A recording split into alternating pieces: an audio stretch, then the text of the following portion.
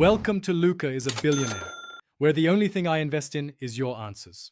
You start by confirming you have administrative control of the hotspot because only owners can remove clients. Once you open settings on Android, go to Network and Internet and tap Hotspot. On iPhone, go to Personal Hotspot. Make sure the hotspot is active so connected clients appear. Look for connected devices, clients, or a device list. This immediate view shows device names, MAC, and sometimes IPs. Note the device you want to remove before proceeding. Now remove the device. Tap its entry in the client list to reveal actions.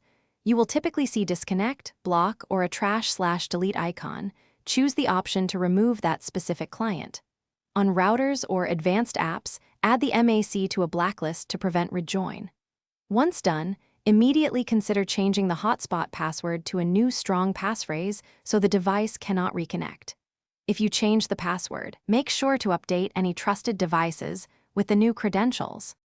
Finish by verifying the client list shows the device is removed and attempts to access data fail.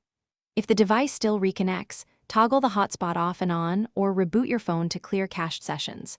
Make sure trusted devices can still join with the updated password. If removal fails, update your phone's OS and hotspot firmware or reset hotspot settings to defaults. This clears persistent errors. For a last resort fix, factory reset network settings, but backup saved Wi-Fi credentials first.